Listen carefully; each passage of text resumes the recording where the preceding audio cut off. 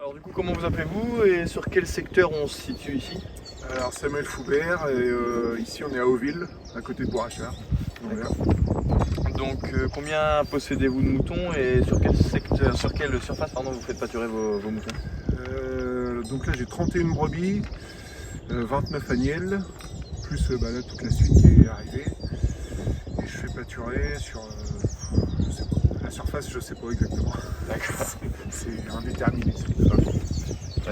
Donc les types de parcelles que vous faites pâturer, donc vous possédez pas du tout de pâture, pas du tout de Un surface? hectare. J'ai qu'un hectare à moi et le restant c'est chez les voisins. Ok, donc chez les voisins, c'est quel type de parcelle que vous faites pâturer en gros? Couverts, céréales, les repousses après moisson. Et puis après de l'herbe avec le bassin, le syndicat d'eau potable. Donc c'est une pratique, c'est quoi les principaux avantages que vous tirez de cette pratique, Une grosse rotation, c'est-à-dire que les brebis ne restent jamais à la même place. Et, ça permet de lutter contre le parasitisme et tout ça. Ça, et puis c'est une grosse, ça varie beaucoup dans l'alimentation. D'accord, ouais. L'alimentation variée, du coup.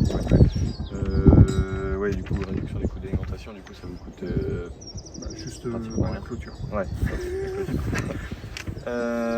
Donc ouais, les gros inconvénients, c'est Les déplacements. C'est ça. Pour l'instant. De faire du barrage. Bon, la clôture c'est rien, parce qu'avec le quad c'est rapide, Ouais. mais c'est les déplacements. Ouais, du coup, donc vous êtes équipé d'un quad pour gagner du temps. Spider, Ouais. et pour les déplacements, c'est un voisin qui fournit sa bétaillère. Mais, D'accord.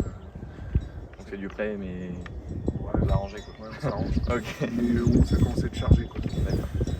Donc ouais, pour les transitions alimentaires, du coup, entre les différentes cultures, il n'y a pas trop de problème. Il n'y a pas de transition. Ça se fait bien, elle se débrouille. Et du coup, au niveau administratif, vous êtes en location, en prêt, ça vous coûte cher? Tout est en prêt. Tout est en prêt, donc Ouais. ça me coûte rien. Ça vous coûte rien. Bon, bah. Merci beaucoup. Vous voyez les quelques brebis qui sont là, du coup, avec leurs agneaux. Voilà. Merci beaucoup. Bonjour. Donc on vient vous voir à propos du pâturage de vos cultures par les moutons. Donc sur quel secteur on se situe et sur quel type d'exploitation on se trouve aujourd'hui? Donc vous êtes sur la commune de Rougemontier, dans le Roumois, sur une exploitation de 125 hectares en élevage laitier, avec un petit élevage de bovins viande. D'accord. Donc on est venu vers vous parce qu'on sait que vous avez fait pâturer du coup certaines cultures par les moutons. Donc pour l'instant c'est quoi? C'est au stade d'essai, c'est des tests pour l'instant pour le moment? Bah oui, on a essayé l'année dernière sur du blé et cette année sur du triticale. D'accord.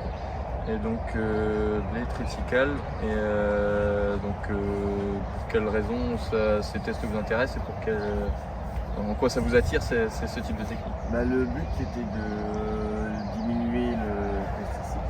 Donc on voulait essayer si le fait de pâturer, on pouvait ne pas faire un désherbage. L'année dernière, j'avais pas de bineuse ou d'échaumeuse ni désherbage mécanique. Ouais. Donc cette année, maintenant j'ai une houe. Donc elle est arrivée trop tard, mais peut-être qu'il faudrait un passage de houe derrière un semis qui n'a pas été fait. Donc on se rapproche de ça, d'accord. Et donc le fait de pâturer, de piétiner, peut-être qu'on peut arriver à nettoyer d'accord. Ouais, protéger un sol contre. Ok, donc les principaux avantages du coup c'est nettoyage de la culture. Mais en fait, le pâturage mouton, c'est ce que tu gagnes pour moi. Ce qui est dit, c'est que tu n'as pas besoin de faire le premier rapport d'azote. Parce que l'école nous a dit d'apporter de l'azote au stade au 15 février. Mais si tu fais un pâturage mouton, le piétinement te remplace ton apport d'azote. D'accord, ok. Et donc, les anciens, ils passaient le rouleau sur le blé pour ça, passer mais- les moutons. Ouais, voilà. Ok.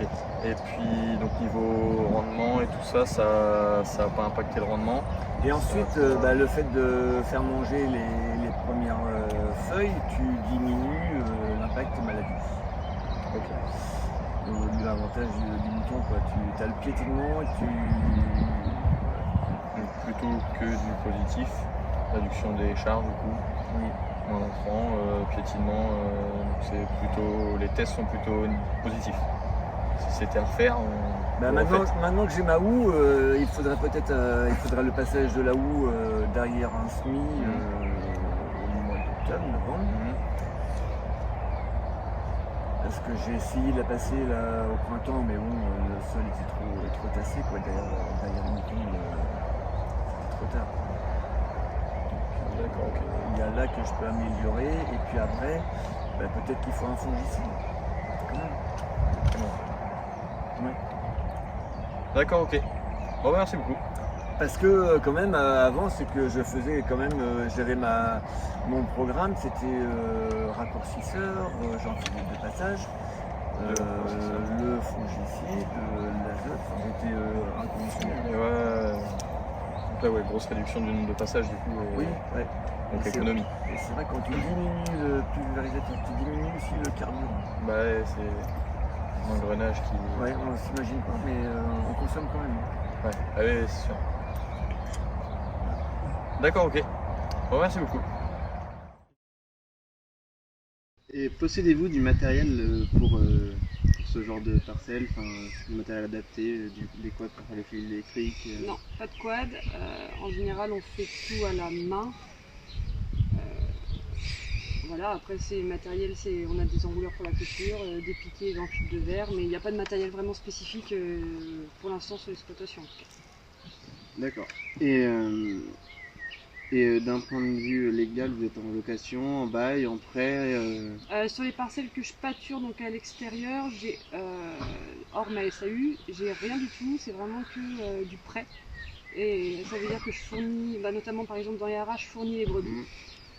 Ça leur permet de pâturer les refus, mais il n'y a aucun échange d'argent, c'est un échange de services. D'accord, Dans les bergers, c'est pareil, voilà, je fonctionne comme ça quand je pâture à l'extérieur.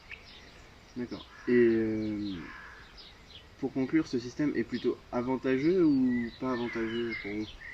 Pour moi, c'est assez avantageux à partir du moment où c'est pas des parcelles trop éloignées non plus de la ferme, parce que maintenant, il y a tout le contexte qui fait que c'est plus négligeable, on compte maintenant les kilomètres.